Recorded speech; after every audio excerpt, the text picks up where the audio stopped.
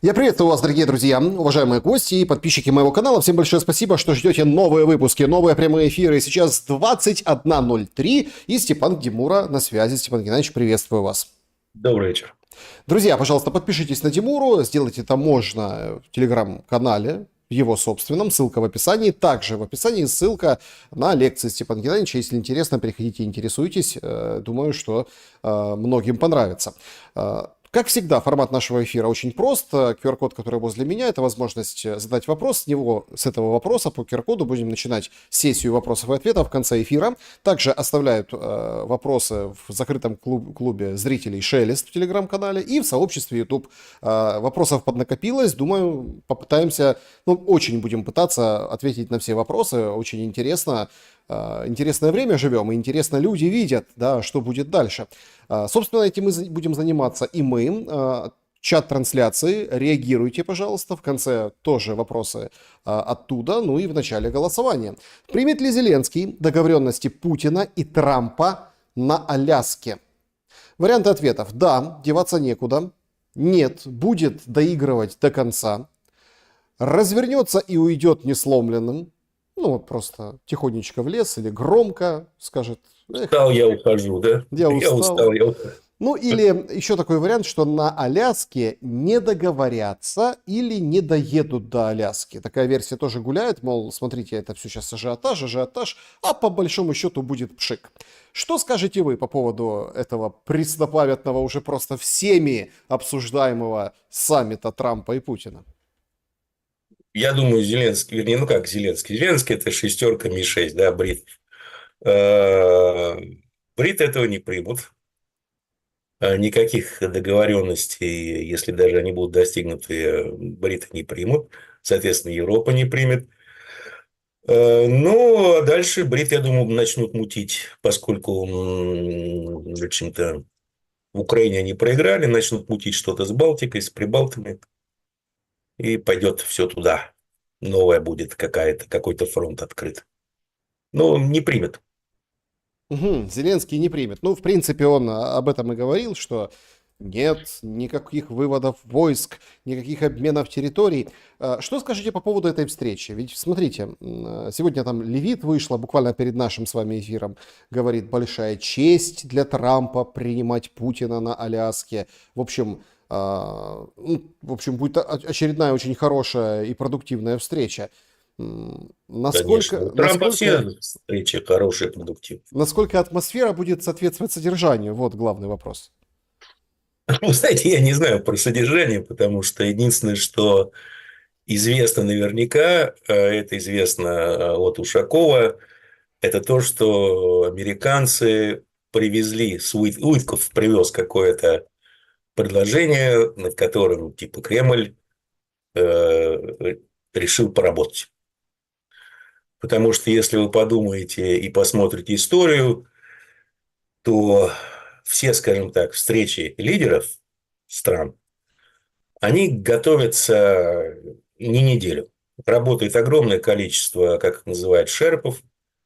Все вычитывается, все согласовывается, а лидеры потом встречаются, хлопают там друг друга по плечу, говорят: да, вот все, мы тут заключили, какие мы молодцы. Здесь же ничего не было, просто приехал Уитков, и те, и та, и другая сторона молчат, чтобы не давать повода, я думаю, бритам и европейцам куда-то влезть, что-то придумать. У бритов с европейцами форменная истерика. Реальная форменная истерика, судя по их действиям. Жена Панина и Стрёмный открыто заявили, что нужно, значит, организовать какую-то страшную диверсию против России до встречи. Поэтому Жена Панина, это, конечно, сильно. это Макрон. Это запорчик Макрончик. Как выяснилось, с 14 лет. Ну, бывает, да. Бедняжка. Ну, видать, ему нравится. Поэтому, вы знаете, это вот в таком каком-то диком стиле Трампа. Ну, человек, еще раз, у него есть диагноз, четкий диагноз.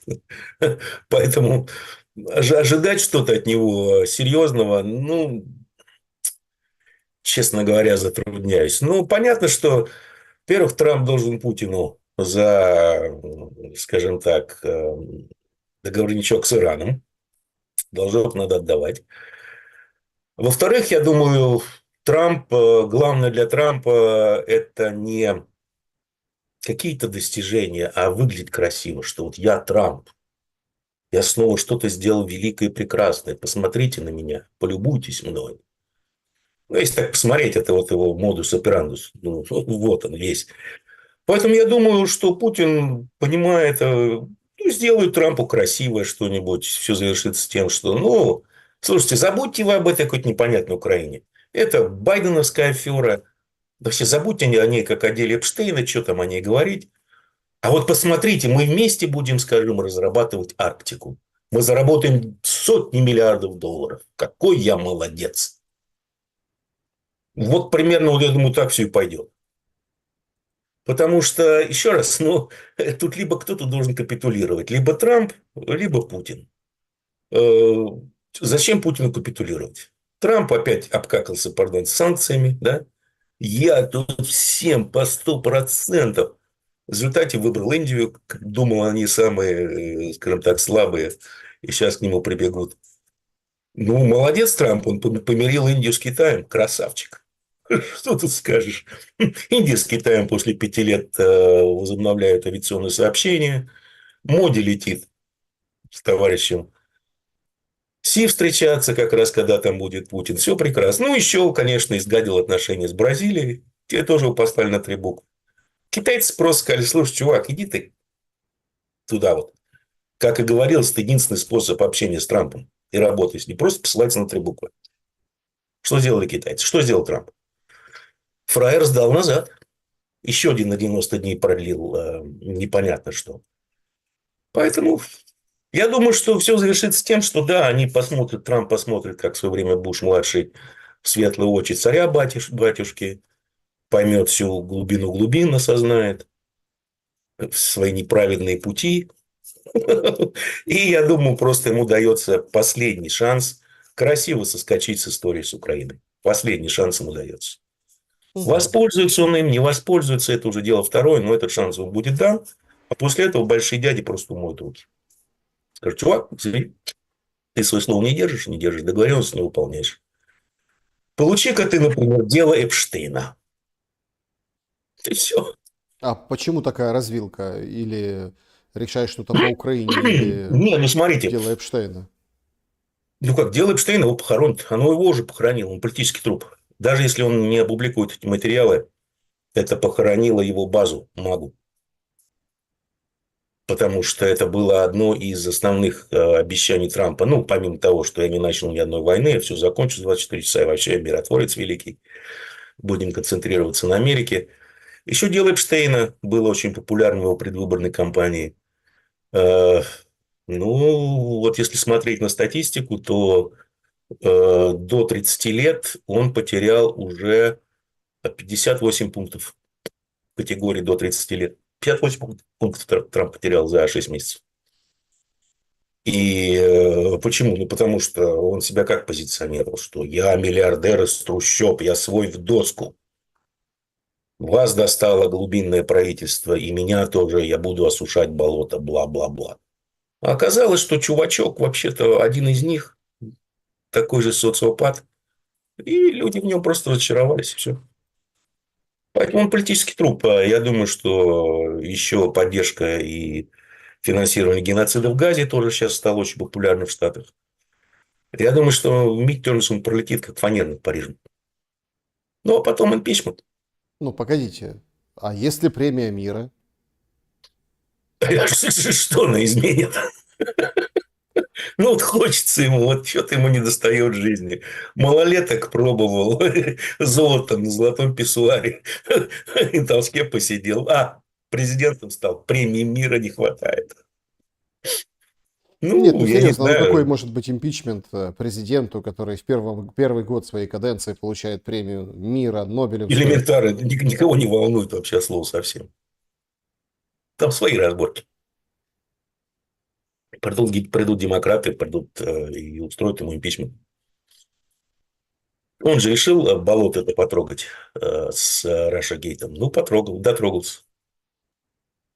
Так что я думаю, это политический труп просто.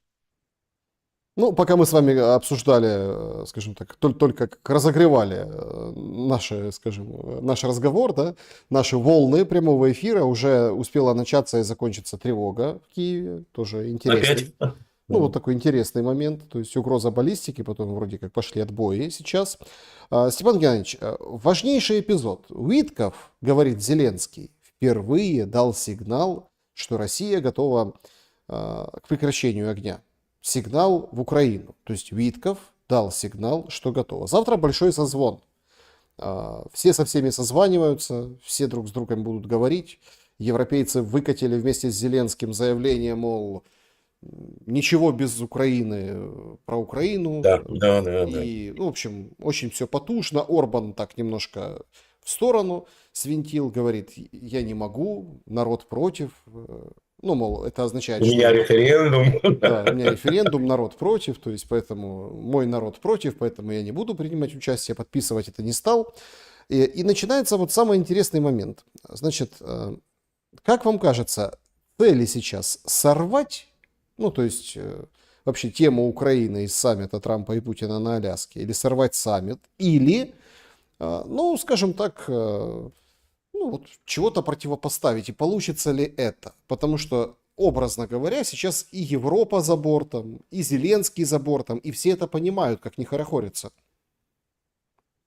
Ну, я думаю, у нас просто повторение майской истории, да, тоже там, когда все возбудились. Только сейчас и американцы стали чуть поумнее, и европейцев держат, судя по всему, в тени от того, что происходят, какие договоренности. Но судя по тому, что говорит Уитков и о чем говорит Трамп, хотя, еще раз повторю, что анализировать то, что говорит Трамп, честно говоря, я просто считаю, что это бесполезная трата времени. Какой-то обмен территориями, например. Ну, это, знаете, А такой... что за обмен? Я не знаю, понимаете, транзакционный подход. Это абсолютно вот, ну, еще раз, ну, кто занимается внешней политикой товарища Трампа? Ну, его кореш из Нью-Йорка тоже, там, девелопер. Госсекретарь чем занимается, непонятно. Вообще. Ну, так вот, если вот задуматься над тем, что происходит, вообще какой-то театр абсурда. Поэтому, ну, европейцы, я думаю, попытаются сорвать не столько даже саму встречу, поскольку там, я думаю, что Украина там будет занимать, ну, не первое место, скажем так. Попытаются сорвать какие-либо договоренности по Украине. Но я думаю, что, скажем так, окружение или администрация Трампа, я думаю, они понимают, это их последний шанс красиво выйти из игры. И все повесить на европейцев. Вообще все. Поэтому я думаю, что Трамп скажет, ну, слушайте, давайте забудем об Украине еще раз, вот тут такие плюшки. И вообще европейцы хотят войны, продолжения войны. Ну, вот пусть и полностью спонсируют это дело. Оружие мы продадим, пусть спонсируют. На этом все закончится. Европейцы получат то, что они так хотят получить. Полный контроль над, скажем так, продолжением войны. Но без возможности что-либо изменить. Сегодня карьера Далласера выкатила очень интересный материал общение с неким Сусловым, внештатным советником Путина, ну так они его представляют по, скажем, внешнеполитическому контуру, хотя он экономический советник. Ну, в общем, как бы назвали и назвали, хорошо. Там, советник Путина. Ну окей, ну там интересно другое. Там структурирован другой абсолютно, ну, как бы обновленный подход, да, то есть, значит, Путин якобы предлагает отойти в ВСУ с Донецкой области, а сам уйдет из Сумской, Днепропетровской, Харьковской. При остальном, ну, там, Ну да, да, ну так, следующий вопрос. при остальной, скажем так, заморозке линии фронта. Украина не в НАТО, Украина становится федерацией, идет переустройство, реформа определенная. И, соответственно, это соглашение будет выписано как, ну, мол, США и Россия договорились. а Украина как бы будет выполнять. Если не будет выполнять, ну то, о чем вы и сказали, Трамп умывает руки и уходит. И даже как бы ни копейкой не поможет, разведданные, все как бы собирает манатки и уходит. Есть толика правды в этом плане. Ну и дальше, конечно, там Суслов, потому что он же такой, ну, скажем, Я специалист, даже не знаю, кто это, честно говоря. он рассуждает о Китае, об Индии, ну, в общем, там, других Да, да, театрах честно говоря, не знаю, кто это экономических. такой. Но я просто еще раз, я не обращаю внимания вот на весь этот информационный шум, потому что очевидно, что идут мощнейшие вбросы. Вбросы, там, нарративчики, дискурсики кто-то формирует, еще пытается. Но логика событий такова, что, во-первых, американцы полностью провалили свою политику по отношению к Китаю за последние 60 лет. Э, Полностью провалили свою политику по отношению к России. Ну, вернее, не всем, но провалили. Никакой возможности воздействия на Россию у них нет, никаких карт у них нет. Ну, за исключением реальной эскалации конфликта, скажем, поставки там тех же томагавков Украине. Но это закончится очень плохо для Европы очень быстро. Поэтому не американцам здесь диктовать на самом деле какие-либо решения. Другое дело, как будет подыгрывать им Путин. И будет ли вообще. Я думаю, будет именно так, что вот снимайте там санкции вообще, делайте нам красиво, а мы тебе, Трамп, сделаем красиво. Мы тебе дадим шанс выйти, обвинив во всем несговорчивых и тупых европейцев. Заодно ты на них все повесишь, они загнутся еще быстрее, как ты и хотел. А нас санкции там снимешь, снимут европейцы, не снимут, это уже их проблема, с тобой мы будем торговать. Ну и Трамп тут же начинает вот там в свойственном стиле, ну вообще предыдущие администрации козлы конченые, они отдали российский рынок автомобилей китайцам, нужен американский автопром туда вернуть и тому подобное. Ну, тут уже, знаете, сшито все белыми нитками. Все готовят какую-то почту к чему-то, к какому-то сливу. И еще раз, вот я думаю, что все это идут на самом деле мощнейшие вбросы, потому что ничего не известно ни о структуре договоренности, от слова совсем. Ну, ровно, Вот, чтобы британцы не просекли, да. и вот вброс был через Сеймура Херша тоже, что типа какие-то а-ля девелоперские договоренности. Вот тебе кусок земли, я возьму этот кусок земли, и все, разбежались. Ну, слушайте, вот еще раз, что Украина или Европа могут предложить? Донбасс. Ну, хорошо, там через месяц весь Донбасс уже будет. Ну,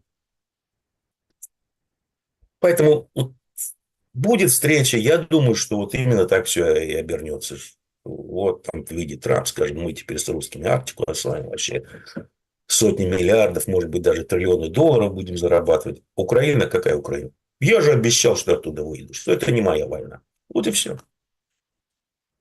Если все пойдет по этому сценарию, что тогда будет с самой войной? Сегодня мы видим действительно прорыв на, ну, кто говорит 10 километров, кто говорит 18 километров, кто говорит, да не прорыв это вовсе, успокойтесь, просто малые группы зашли. Только как-то так зашли по карте толщиной этот, ну, это вклинение 7 километров. То есть это полноценное вклинение, угрожающее рассечь Донецкую область и отрезать Краматорск от Доброполья, а уж про Покровск и Константиновку уже тогда, ну, можно, ну, скажем Забыть. так, в прошедшем времени Да. говорить всем тем. И разгорается вот это вот, опять вот эта вся история. Мол, смотрите, там мы будем воевать, а те говорят, а чё ж вы не воюете? И вот это вот все эта истерика наполняет эфир с украинской стороны по поводу Я вот этого думаю, подхода. эта истерика началась с Азова.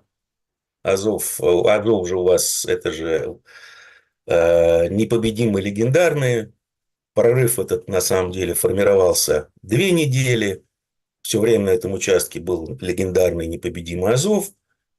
А части 51-й армии, они там как раз бригада донецких ополченцев. И вот они все эти 2 недели занимались жестоким анальным фистингом с Азовом.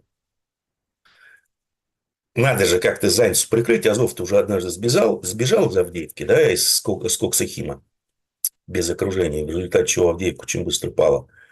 Ну, а тут, на самом деле, очень такая ситуация неприятная для Азова, что просто, уничтожают. Что вполне естественно, потому что, я думаю, тот же Ермак, они хотят просто Азов слить. Ну, вот эту вот категорию товарищей просто вот слить. В Авдеевке не получилось, бросили под Покровск. Мгм. Ну, там их благодарные дончане поимели хорошо. И будут еще дальше иметь, пока не убегут. Просто не оголят фронт. Я думаю, это и случится. Азов не любит умирать, он любит убивать. Поэтому, я думаю, они просто оттуда будут текать, оголяя огромный участок фронта. Ну, это все накладывается на нехватку людей на передовой Есть такое дело, да?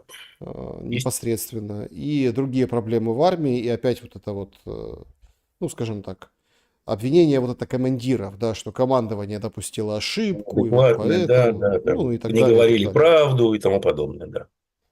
Ну, там, Ну, просто, понимаете, 2 недели этот прорыв никто не замечал, как будто его не было. Хотя там наступление шло, дай Боже, уже. И вдруг выходит бывший, кто там, начштаба, что ли, Азова, и говорит: ай-яй-яй, какая проблема, товарищ президент. Ну, как-то белым нитками все шито, на мой взгляд. И сразу пошла истерия. ну, там дают сейчас военные аналитики срок там, 48 часов, 24 часа, вот в этом промежутке, да, что... Я, знаете, вот не думаю, потому что, насколько я понимаю, там это нужно подтягивать тылы, нужно вводить дополнительные силы, чтобы закрепиться и тому подобное. Наверняка там с каких-то участков фронта кого-то сняли, туда бросили, оголив другие участки фронта. Поэтому я думаю, там все может затянуться надолго. Ну, прорыв есть, и он будет, я думаю, расширяться. Ситуация на земле, вот на фронте, как-то влияет на Аляску, как вам кажется? Я думаю, нет. Ну, то есть абсолютно Я параллельная думаю, история. нет.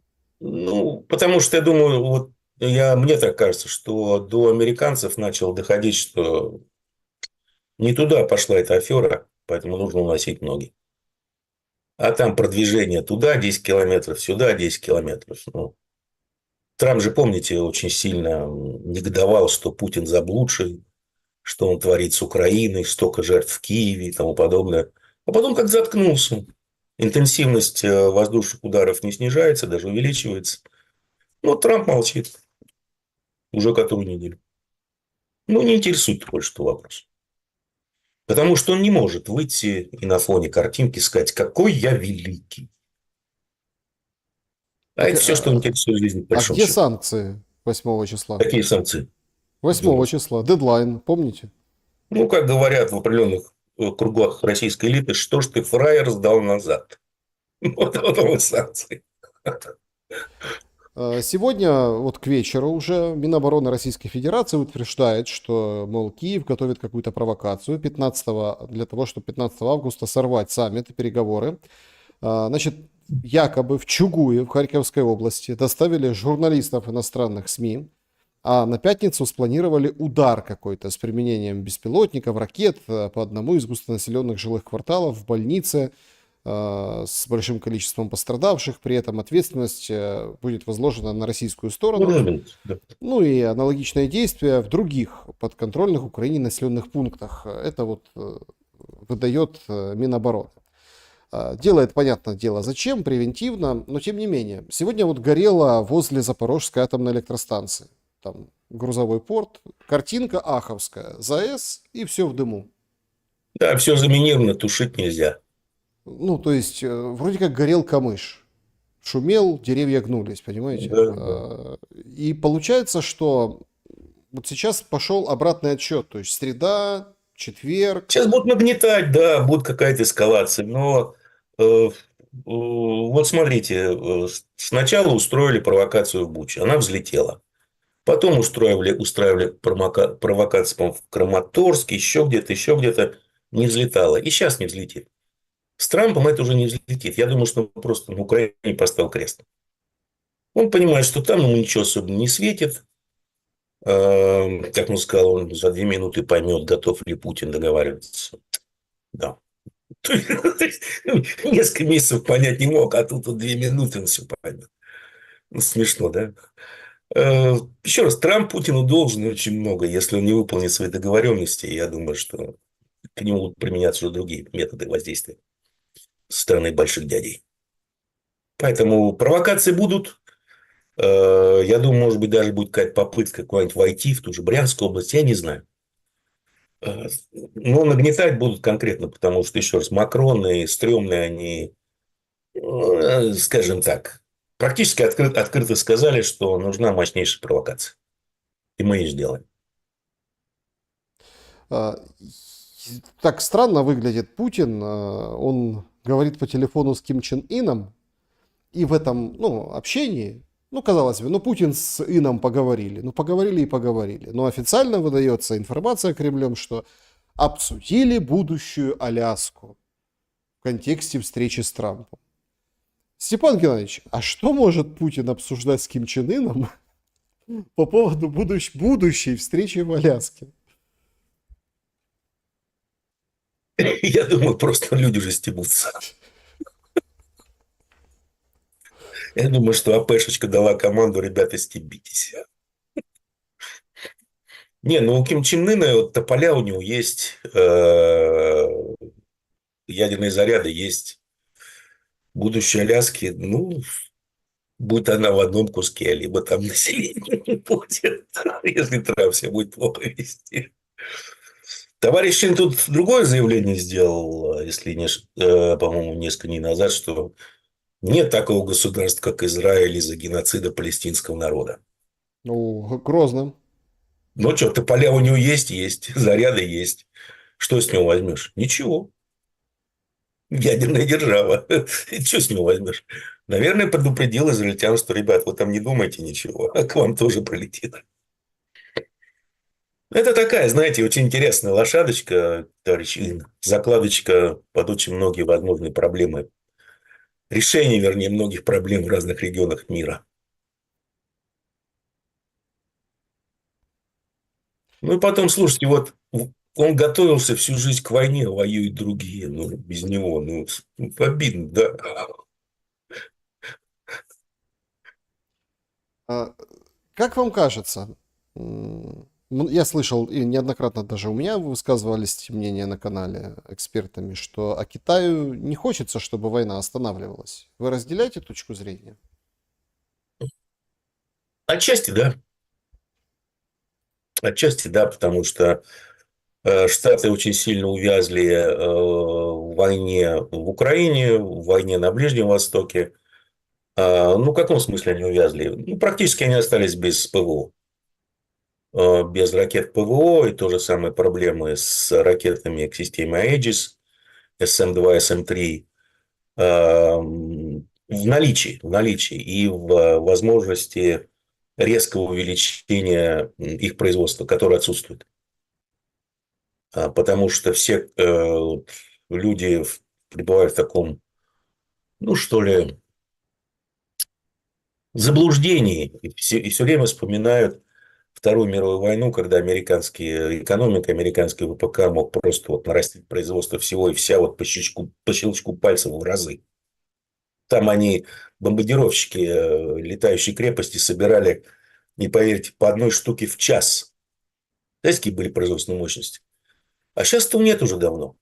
Они там производят 500 ракет «Патриот» этот самый, в год. Ну, не 500-600 почти. 50 штук в месяц. Увеличили до 70 в месяц. Что такое 50 ракет «Патриот»? Ну, это на несколько минут отражения там, типичного налета герани. Чтобы люди просто понимали.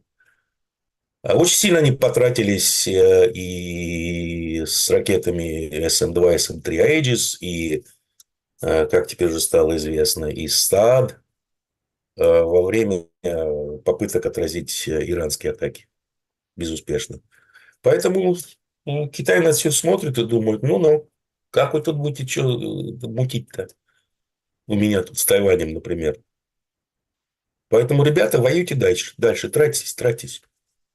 Поэтому с этой точки зрения Китай это выгодно. С другой стороны, э, получить какие-то серьезные санкции за Россию, ну, наверное, была такая опаска, потом, посмотрев на Трампа, на его поведение, и на, скажем так, его политику, я думаю, что Китай расслабился, поняв, что Трампа достаточно послать на три буквы, и все будет хорошо. Сегодня Путин собирал там Набиуллину, короче, финансовый блок. Собирал, чтобы сказать, что с бюджетом в России все хорошо, инфляция 8,8%, типа все молодцы, все круто, нет никаких напряженностей. Но многие считали за этим, ну, мы же видим, да, вот этих публикаций, их море, о том, что все, экономика России схлопывается, все дальше будет хуже, какой-то там переломный момент. А, Насколько эта вот история вся с будущим саммитом, ну, Ни о делает чем. Путина сговорчивее? Или Да ни о это чем. Ну, неправда? слушайте, ну, про экономику мы услышим 3 года, да, что она там через 3 месяца или через 6 месяцев схлопнется. А проблема в том, что российская экономика в целом разделилась на две экономики. Одна связана с трубой и со скважиной, и с ВПК, с расходами ВПК, а вторая со всем остальным. Вот вторая себя чувствует, ну, очень плохо. Очень плохо. Ну, достаточно посмотреть там на индексы PMI в производстве 47. Это сжатие, причем существенное сжатие. Посмотреть на проблемы с кредитами для малого и среднего бизнеса. Вообще походить просто по земле, чтобы понять, что, конечно, ну, да, не буду повторяться, что я думаю о монетарных и фискальных властях РФ.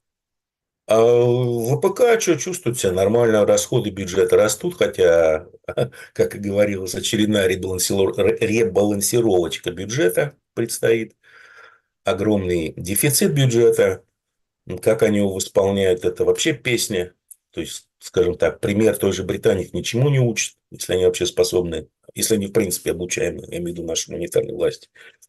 Ну, а Путин что, он в экономике вообще не бельмес, вообще ничего не понимает, достаточно вспомнить, как он объяснял, как прекрасно, что раньше рубль стоил 23, а доллар стоил 23 рубля, а теперь 40. Ему показывают красивые цифры и говорят, что, ой, посмотрите, мы инфляцию почти побороли, на траектории устойчивого роста пошли, почти вышли, перегрев мы побороли, и вообще все хорошо. Ну, вот он в таком состоянии пребывает. Он же интернетом не пользуется. Общается с миром через советников и референтов. А кто Путину скажет, что что-то плохо? Он ведь его прибить может за такие слова. Так что все эти сказки о том, что вот какие-то санкции, там еще что-то каким-то образом повлияют на возможность России вести боевые действия, не повлияют. Они повлияют на ту часть, на вторую часть экономики. Но тут влияют даже, скажем так, влияние санкций, на мой взгляд, оно по сравнению с тем, что устроил ЦБ и Минфин, это ничто. Самые страшные санкции – это политика ЦБ и Минфина. Но на госрасходы пока не влияет, и потом в РФ такое маленькое отношение госдолга к ВВП, что может спокойно наращивать госдолг, если уж припечет. Ну, то есть, смотрите, тут же какой главный лейтмотив вот этих всех ну, разных мыслительных процессов вокруг этих новостей? Что условно Путину выгоднее будет что-то сдать по Украине, какие-то интересы. Так это? Ну, выгоднее в смысле. Ну, в прямом. Вот он пойдет, будет хорошим, пойдет на какие-то уступки, смягчит требования. А тут американские инвесторы будут разрабатывать Арктику с ним, снимут Они и санкции. так будут разрабатывать. Это встреча не об Украине. Еще раз, она не подготавливалась от слова совсем. Это встреча, я думаю, американо-российских отношениях. В основном в сфере бизнеса и всего остального. Придут к какому-то соглашению по Украине, не придут. Последний шанс у Трампа соскочить, я думаю, он им воспользуется. Ну, то есть ваш прогноз остается в силе, что война еще будет пару лет Не, точно. да, да, да. Не, ну не пару лет, я не думаю, что Украина настолько хватит, но до конца этого года точно. Может быть, даже до середины следующего года. Ну, то есть Европа не сможет потянуть. А нет, не сможет.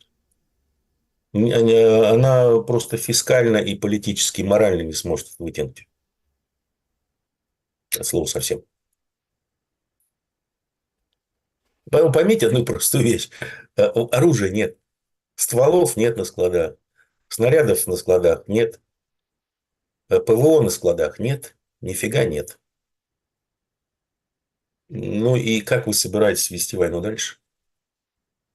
Ну и плюс, принимаю внимание, проблемы с живой силой, с наличием живой силы в ВСУ.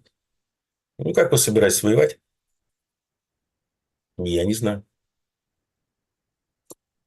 При том, что, в принципе, ну, вы видите, что происходит. Просто даже без использования ракет тупо геранями можно вынести Украину там еще за месяц, ничего не останется. Нет производства, нет энергетики. А взялись серьезно, потому что, ну, посмотрите, например, на радостное лицо товарища Алиева, когда взяли и вынесли весь его бизнес в Украине. Ну, просто подчистую. Газово, нефтяное, все. И как он сразу забегал, закричал, там, завизжал. Если уж взялись за Алиева, то все серьезно. Ну, у Алиева праздник. Он с Пашиняном поручкался с Трампом, и Ну, все. это Сейчас, праздник первых иранских ракет. Этот праздник. нет, ну смотрите, сейчас все вот, гляньте как, ух, какая мой... Вообще интересная мысль А такая. что там случилось-то? Я так вот, честно говоря, не въехал. Ну, подписали очередное соглашение о намерениях. И все. Нет, ну подождите, тут это, кстати, очень интересный момент. Да, все красиво, как вы описываете будущую встречу Трампа и Путина. То есть вот Трамп держит руки Алиева и Пашиняна, радостный Пашинян, радостный Алиев, подписали Лив, да? рамку. Ключи от Белого дома дал Алиеву. Тот вообще, наверное, в штанишках. То есть Что-то получился новое такой вот нашел. прям прорыв такой. И понеслась разного рода аналитика, что смотрите, Россия проиграла Южный Кавказ, все, теперь он там лег под Америку. Но тут возникает очень интересный другой аспект. Там другие пишут и выписывают, что это тоже очень интересная шахматная партия. Иранскую историю вы вспомнили тоже не зря по поводу там должок, да, там типа должок по Ирану Трампа перед Путиным. Но и эта история тоже выглядит совершенно непросто. В каком плане? В том плане, что затянуть Америку на Южный Кавказ – это прям мечта. Потому что на Южном Кавказе ну, рушились многие, и репутационно, и политически. И, ну, то есть это не Европу, это не бритов, это вот именно Америку. И тут аплодируют стоя и Китай, и очень красиво так тихонечко в лес ушел Путин, хотя база осталась, логистика осталась, гуманитарка, все через Россию, то есть без России не обойтись, но политически ее там как бы нет. И, мол, в этом есть какая-то выгода у Кремля. Какая? Я не знаю, честно говоря, какая выгода, когда тебе заходят и начинают в мягком подбрюшье России что-то мутить. Я не знаю, какая есть выгода. Ну, во-первых, соглашение о намерениях, да, что когда-нибудь мы заключим мирный договор. Ну, хорошо, там якобы сдали якобы в аренду на 99 лет американской компании. То есть Иран тут же возбук сначала, это что, пиндосы у нас на границе, не забудем, не простим, вообще бла-бла. Потом как-то разобравшись в сути дела, не сказали, да, ребят, заходите. Поэтому я думаю, там, ну, как всегда, ну, это Трамп, да. Много слов, много пафоса, великий Трамп, прекрасные фото opportunity, как говорится, фоточки. А по факту, ну и что? Не, ну заходи, дорогой. Да, а тебя там не было, что ли? Израиль очень плотно сидит в Азербайджане. Ну, помимо Израиля, там будет еще, может быть, американская ЧВК. Что это меняет по факту? Ничего. С точки зрения какой-то стратегической, что ли, даже не стабильности, а стратегического расклада сил.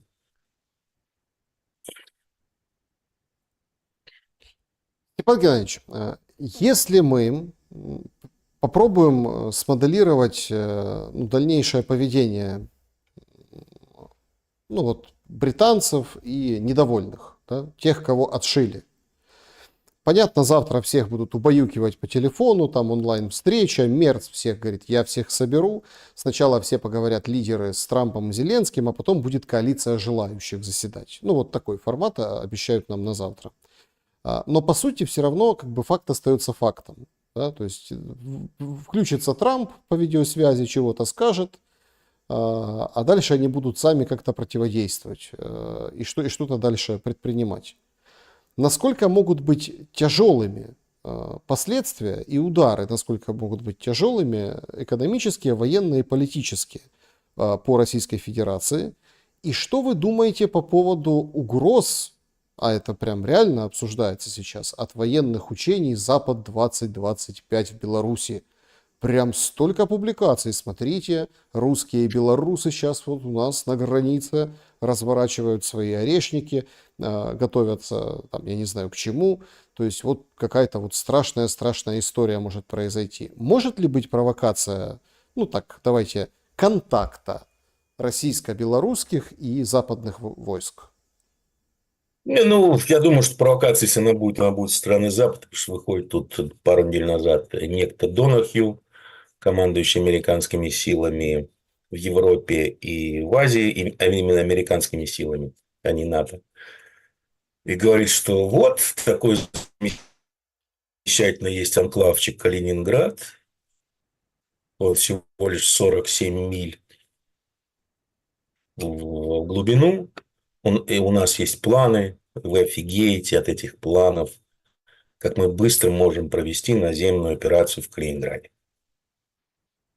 Причем ни Госдеп, ни Пентагон, ни администрация президента никак эти заявления не опровергла и не вынесла порицание этому генералу. Нормальное заявление, нормальное заявление. Как его воспринимать? Ну, точно так же, как и все остальное. Ну, бла-бла-бла. Я думаю, что на самом деле бриты начнут мутить с Балтийским морем, с этими с танкерами, возможно, будут устроены провокации, начнут визжать, кричать, что ай-яй-яй, тут нанесли урон окружающей среде, надо все запретить и тому подобное. Начнут вот так вот заходить. Ну да, это будет на самом деле достаточно существенный, возможно, достаточно существенный, ну, серьезный, скажем так, экономический удар, если судоходство по Балтийскому морю, например, для танкерного флота будут препятствовать. Вопрос в другом, как они будут препятствовать. Самое главное, какой будет ответ Кремля. Понимаете, ну, были же уже провокации с танкерами, и были взрывы торговых судов, которые остались без ответа. А здесь тоже ведь, знаете, Кремль может войти во вкус и ответить. Посмотрим на тех же, скажем, прибалтов или поляков, когда у них вдруг взорвется газовоз вместе с портом каким-нибудь. Вот это обострение может быть. Да, это будет весьма проблематично для части экспорта нефти и сжиженного природного газа. А в остальном, ну, может быть, внутри России что-нибудь попытаются сделать опять вот а-ля паутина. Все эти ячейки остались, не всех же поймали. Далеко не всех, я думаю. Да, Степан Здесь Геннадьевич, у нас с бриты, вами они такие ребята, на самом наша деле. традиционная рубрика как бы «Привет, провайдер». Это такая у нас рубрика, когда нужно Степану Геннадьевичу перезайти или там Да, вроде сейчас все нормально. этот, А, передернуть а вот затвор. не смогу я перезайти, Не потому что у получится. нас ограничения на мобильную связь. Да. 3G Уже, да. теперь стало. Стало 3G. Значит, Все из-за вас, как мучаемся. между прочим, Степан Геннадьевич, российский суд, это выражение хохлы, Да, да, прошу прощения, все из-за вас, украинцев, да, российский суд, есть такое дело. да, поэтому так, как говорится, Да, имейте в виду. А, пипец, да, По, да. по поводу, скажем так, украинцев, да, и хохлов. Очень такой необычный эпизод произошел в Варшаве на концерте исполнителя Макса Коржа. Значит, он собирал стадион, в принципе, хорошо выступил, песни хорошие, замечательные, но там, в общем, похулиганили немного украинцы. 6 белорусов, 57 украинцев. Туск сообщил, что депортируют, и все как-то немножко переполошились. Они там бегали, в общем, там что-то кричали и развернули флаг УНАУНСО, да, вот этот вот украинских националистов, красно-черный. Ну, это всех быстренько раз и депортировали. Как вам кажется, насколько вот сейчас, в момент, когда многие задумались о том, что война закончится, сложится судьба украинцев за рубежом, конкретно в Польше, ну и в Европейском Союзе, где и так уже пошла тенденция на неспадающую поддержку? Ну, я думаю, просто будут заставлять работать, чтобы выжить. Вот и все. Будут обрезать поддержку, не более чем, потому что и были сделаны, например, по той же Польше очень много экономических исследований, да и сами поляки говорили, что своим экономическим чудом мы обязаны украинским рабочим, украинским работникам. Потому что поляки работают в Европе, а украинцы работают в Польше. Поэтому я не думаю, что это в интересах европейских стран избавляться от украинской рабочей силы. Особенно, как они и не скрывают от генного материала. Это женщины и дети. Мужчин можно отправить обратно воевать, как они думают. А женщин и детей не оставить наверняка. Особенно немцы. Приходят такие срочные новости из Америки. Губернатор Аляски объявил стихийное бедствие за 3 дня до встречи Трампа и Путина. Жители столицы Аляски просят эвакуироваться из-за ожидаемого, внимание, наводнения. К закрытию готовится самое посещаемое туристическое место Аляски. Это зона отдыха ледника, значит, Мэнденхолл. И непонятно вообще, повлияет это как-то на саммит или нет, но это вот происходит прямо сейчас. Слушайте, а люди в вопросах, будем скоро переходить к вопросам, пожалуйста, напишите, если не написали. Они же вот так и говорят, слушайте, ну, наверное, до 15 числа или инопланетяне прилетят, или вот видите, наводнение вот случилось. Ну, желтый камень может рвануть неожиданно. Да, Йеллоустоун. Супервулкан. Тогда уже всем точно будет пофигу на Украину. Ой, с людям надо больше работать, чтобы лучше жить, а не сидеть в интернете. Нет, ну такой ажиотаж, и тут наводнение в Аляске. Ну, так не бывает, наверное. Ну, там, понимаете, там горы тоже есть. Можно ведь на каком-нибудь горном курорте встретиться. Есть, в конце Ну, концов, база наводнение тут военная, же. да. Ну, в Анкоридже есть огромная военная база. Что там не встретиться?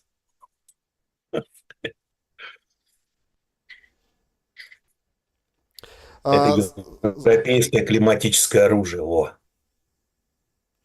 ну, вообще, конечно, все это, значит, все это приправлено, ну, весь информационный день еще приправлен Малюком, значит, который сегодня вышел в телемарафон и рассказывал подробности спецоперации, там, Паутина и так далее.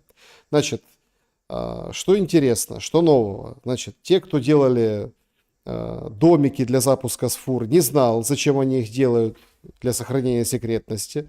Зеленский всегда был на связи. Полностью автономные С охотничьи домиками домики. или с дронами? Ну, не знаю, ну, всегда был на связи Зеленский.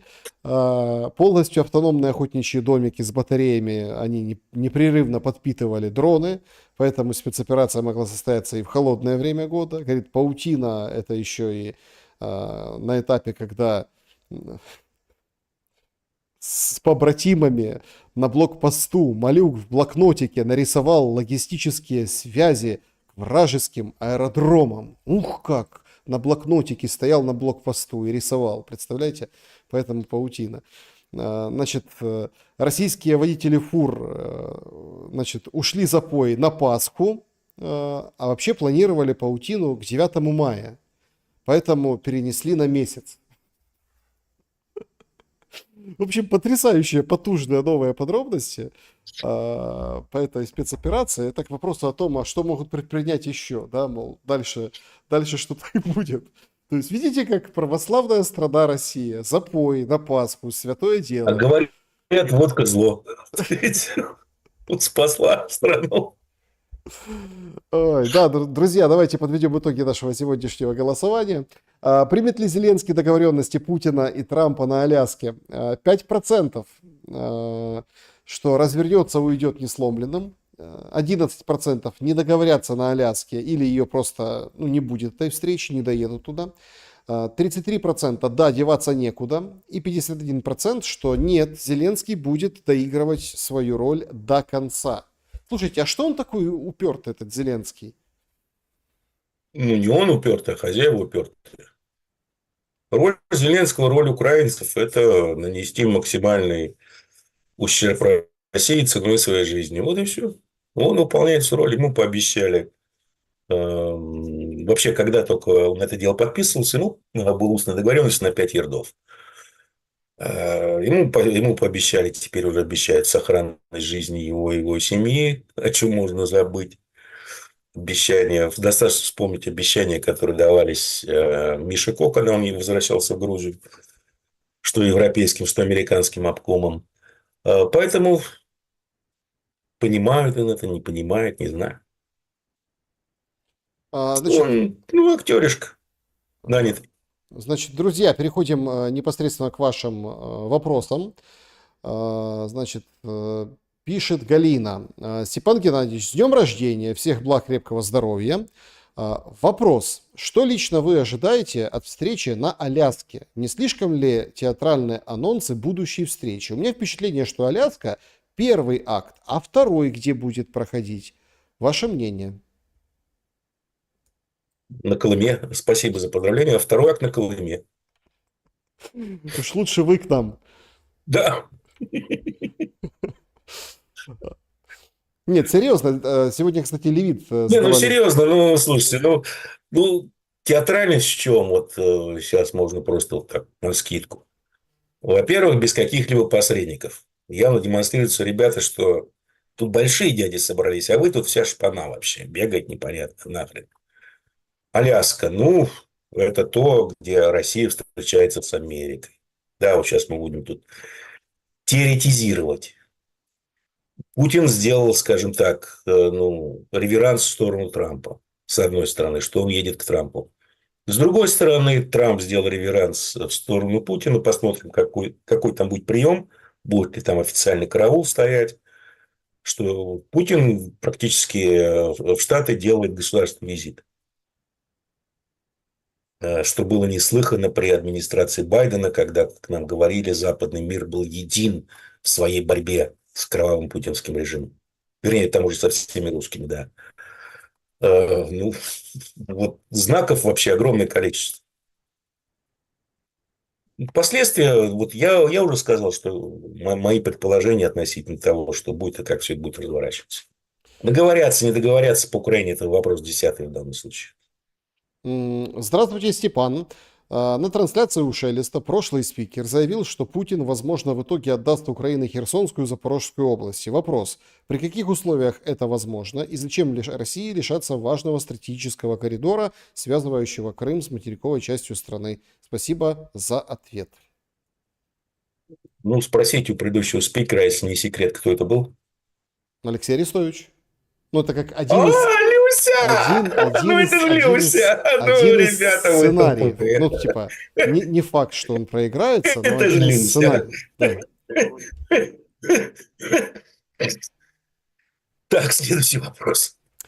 Добрый вечер, Александр Степан Геннадьевич. Будет ли Лукашенко на встрече с Трампом? А кто же без него Путину расскажет, что надо делать? Иван.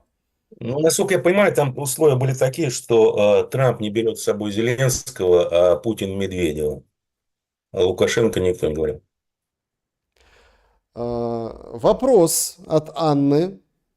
Россия выигрывает или проигрывает? Где?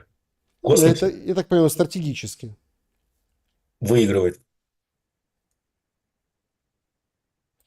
Добрый вечер. В свете последних событий, где перемешались экономические и политические дрязги, в какой валюте лучше заключить рабочий контракт на ближайший год? Евро, доллар? Заранее спасибо, спрашивает пользователь. А вы платящая или получающая сторона? Я так понимаю, получающая. В долларах. Мгм. В евро вы не верите? Знаете, в Бога я верю, остальные платите налом долларами. А, Добрый вечер, Виталий и Александр Степан Геннадьевич. Если милые други европейские такие отправят Зеленского на Аляску, возьмет ли Путин с собой Медведева, чтобы Я только что проследил, сказал, была чтобы договоренность Зеленский не достигнута. отвлекал взрослых от беседы? Трамп не берет Зеленского, Путин не берет Медведева. Мирослав, здравствуйте. Эта война научит украинцев и россиян после ее окончания тому, чтобы не воевали больше друг с другом. Как вам кажется? Спасибо. Не знаю, честно говоря. И история никогда никому, никого ничему не учил.